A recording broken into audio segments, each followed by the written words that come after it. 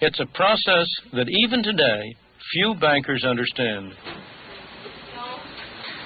If you ask an individual banker whether he creates money, he'll look at you as if you're mad. Of course not. He'll say, I don't create money. All I do is I accept deposits from my customers. I put a little of that deposit in the vault as a reserve, and I lend the rest out. I don't create money. From the point of view of the economist, the situation is very different. As I've explained earlier, most of the deposits on the books of banks were put there by an accountant's pen. But that simple fact is concealed from the individual banker because it doesn't happen here inside the bank. It happens as a result of the transactions between banks. As the men who ran the Federal Reserve knew very well, it happens when money loaned by one bank is deposited in another bank to be loaned out yet again. In the Depression, the process was working in reverse. The banks were destroying money. Nonetheless, the Federal Reserve let it happen.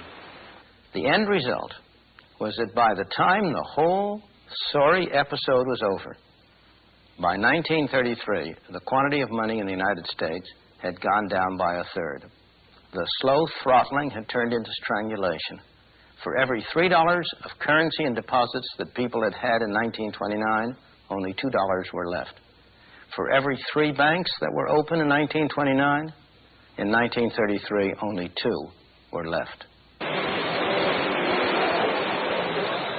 The terrible depression that followed was a direct result of bungling by the Federal Reserve System.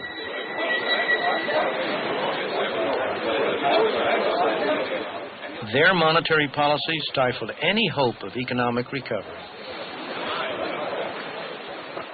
Worse still, America's depression was to become worldwide because of what lies behind these doors.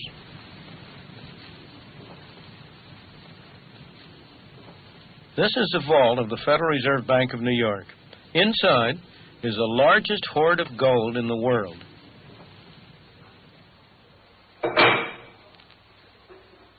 Because the world was on a gold standard in 1929, these vaults, where the U.S. gold was stored, provide an excellent test of where the Depression originated.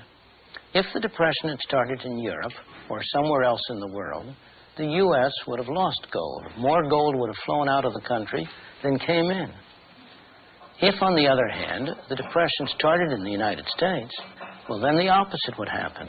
More gold would come in from abroad as the effects of our depression spread there than went out abroad. In reality, that is exactly what happened.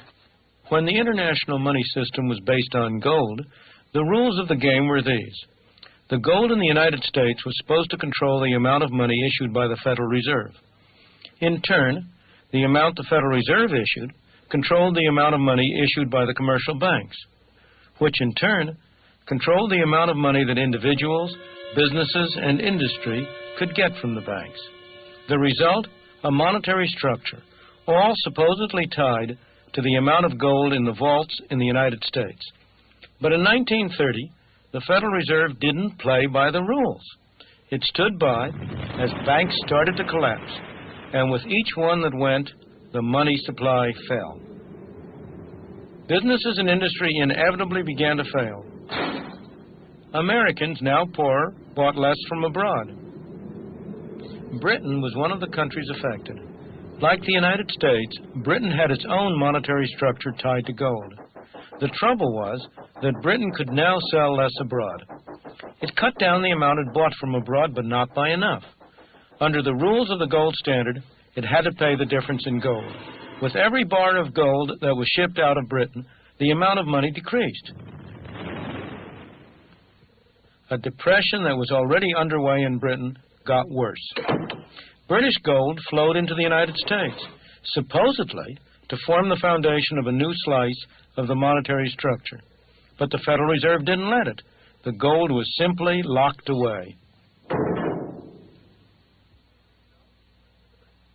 The results?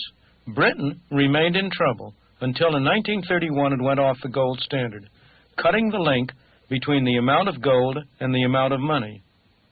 In the United States, suffering the worst depression in history, There was plenty of gold, but to no avail. Although these events happened almost 50 years ago, many of our policies today derive directly from them. Central bankers throughout the world, government officials everywhere, are afraid of a new Great Depression.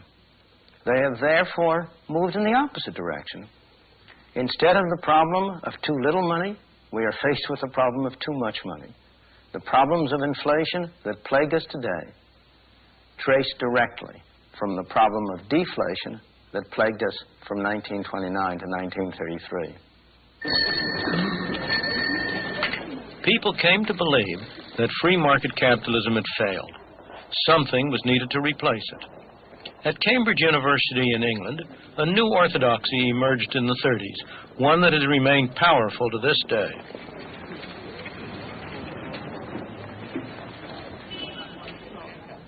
It owes its influence to the brilliance of one man.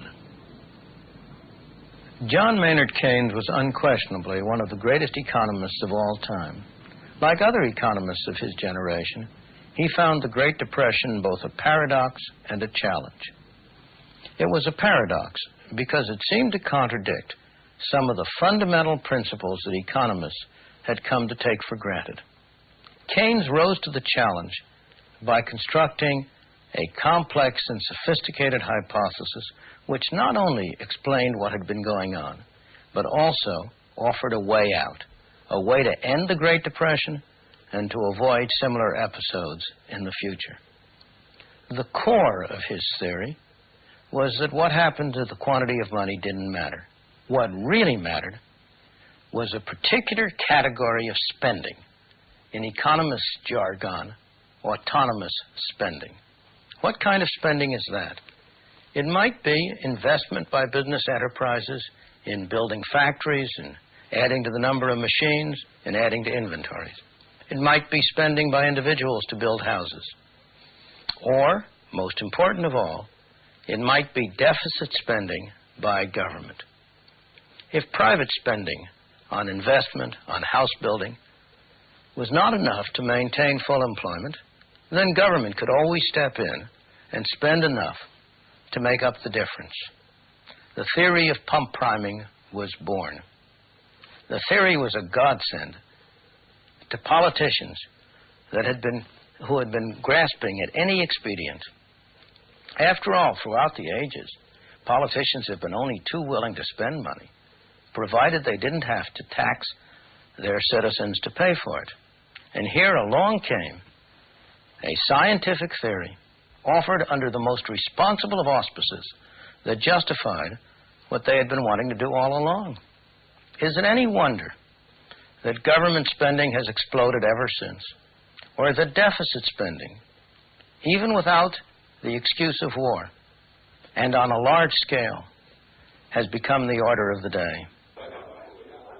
In America, the new Roosevelt administration adopted the Keynesian approach.